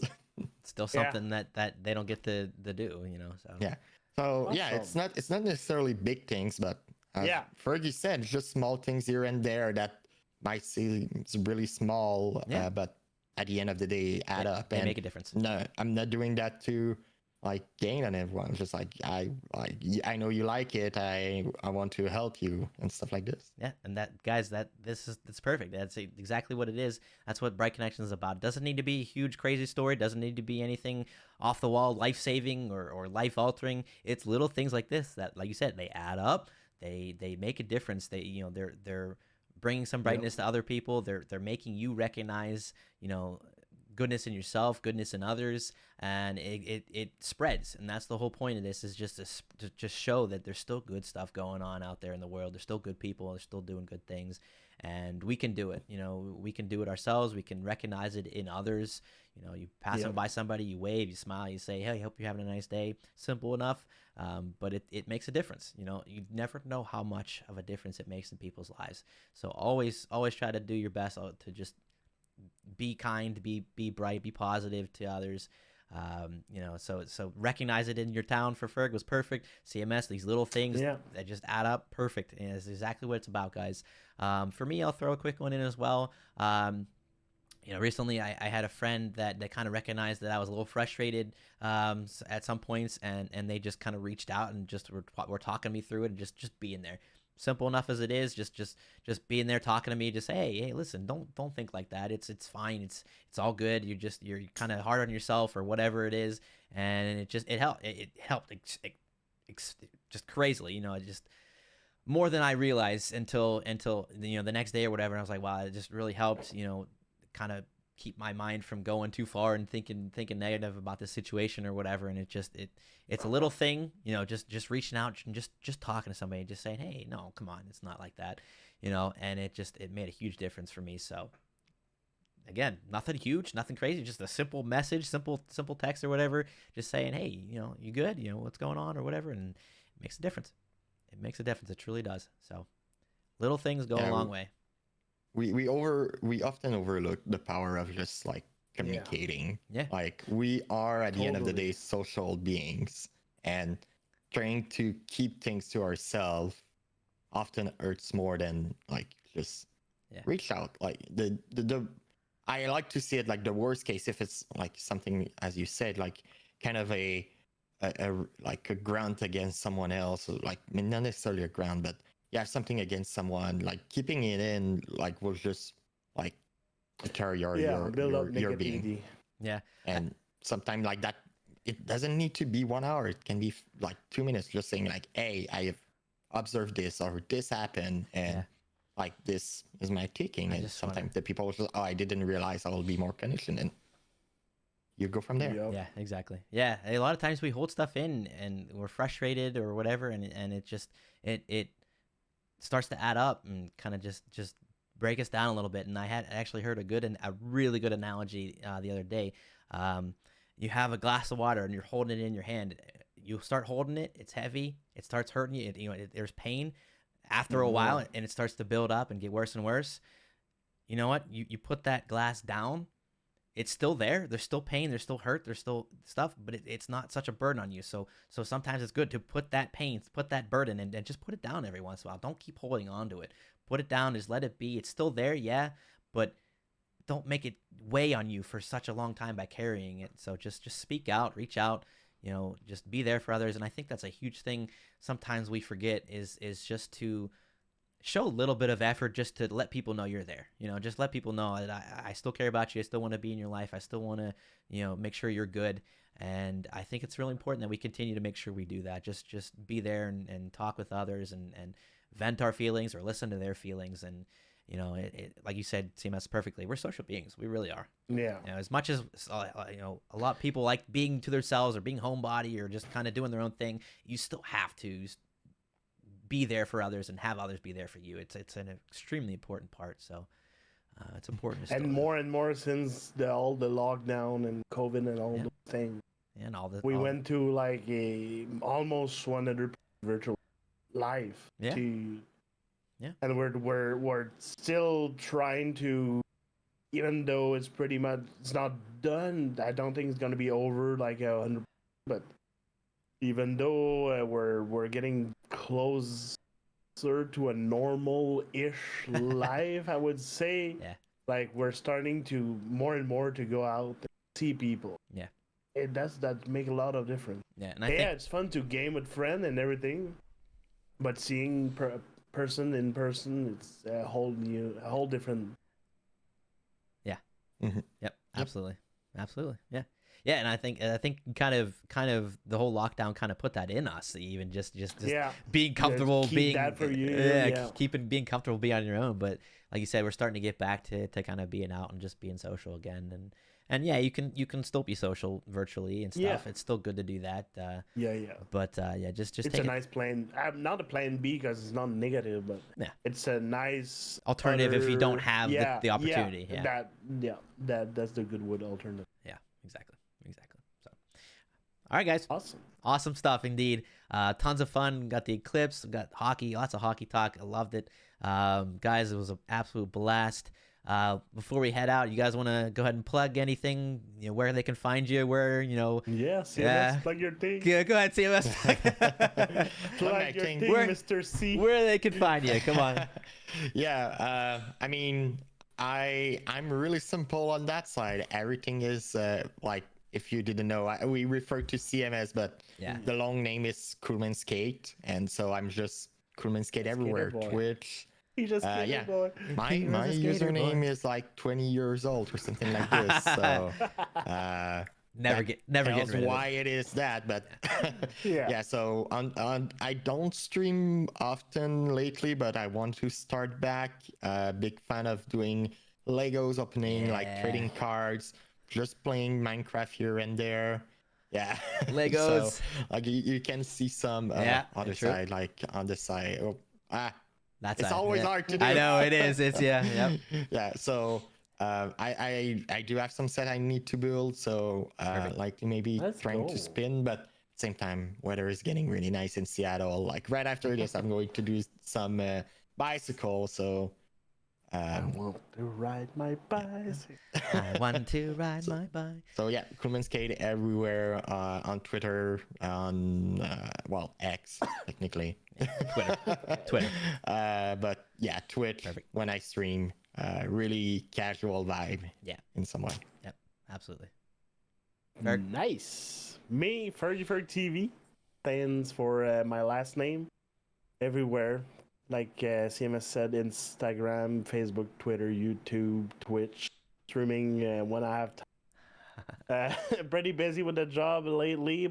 I think summer, like CMS said, I'm trying to go back to a normal schedule, but I'm pretty much everywhere on Twitch. If I'm not live, I'm in the chat of BK of friends everywhere. So you can have a chat with me everywhere, whatever. Yep. It's always fun. Bar is always open, and I'm up to drink with anyone. A little bit opposite vibes on this 2 streams. CMS very, very casual, very relaxed. CMS more of a party, drinking, having a great time. But both guys here, absolutely fantastic gentlemen. Tons of fun. Thank you. Great, you too, BK. great people. Always a blast, guys. I appreciate you joining me today. It was a ton of fun. And again, for myself, Admiral BK on Twitch, but Bright Connections on all platforms. Instagram, Twitter, X, whatever I call it Twitter. It's Twitter. And then obviously the YouTube. You can watch us here. Make sure you subscribe and like to the YouTube channel. And that's about it, guys. Thanks again. Yeah, thank you. It was fun for having us. Was a good idea. It was nice talking about hockeys and everything. Yep. Always a pleasure to. I would finish on that. It's not weird, but we're always gaming. Like we're big Valorant player, and I think that's where we met, and that's the game that started us to bring us together. But it's fun to talk without a game, like not in a Discord call. Like we need to win that round of Valorant, for example. We're just sitting there and just having just having a chat with two friends, I would say. Pretty nice. Yes, agreed. Always fun. All right, guys. Yep. We'll catch you later. Have a good one. Yeah, good to see you. Yep, you too, guys. Take care. We'll see you soon. This is another episode of Bright Connections. We'll see you next time.